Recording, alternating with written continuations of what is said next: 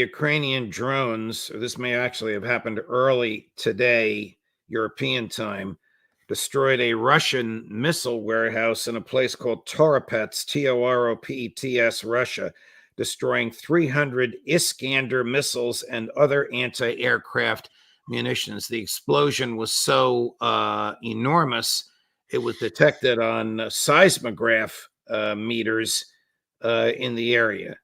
What does this tell you? Does it tell you that the crushing defeat the Ukrainians suffered in Kursk was not enough to teach them to stay out of Russia? Or do they really think they're going to accomplish something by an offensive attack like this? Judge, I think we have to understand that this is a war that is largely being conducted today by the CIA and MI6 in London. Now, they've had NATO senior officers give them extraordinarily bad advice, starting with the man at the top all the way down to the 2-star and 1-star levels in the U.S. Army. So there's no question about that. But the war at this point is really in the hands of the CIA. I don't think the Ukrainians per se are doing very much except dying in great numbers.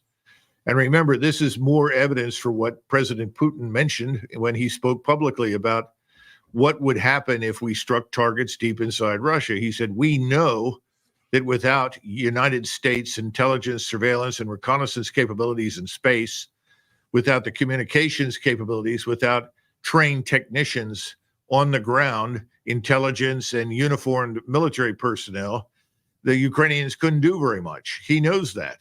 So this is just another nail in the coffin of our relationship, not just with Russia, but I think with everybody in Europe. We're making things worse at a point in time where, in the interest of the Ukrainian people, this should be scaled back dramatically, and we should be concerned about humanitarian aid for Ukraine, not more weaponry. But the CIA is operating this almost in isolation from any strict guidance. So I hope seriously that Jake Sullivan and Secretary of State Blinken, President Biden, and others have made it emphatically clear that we will not tolerate the use of these strike weapons against targets inside Russia, because if it continues, we will be treated to a hail of those hypersonic missiles, and they'll come quickly, suddenly, and dramatically.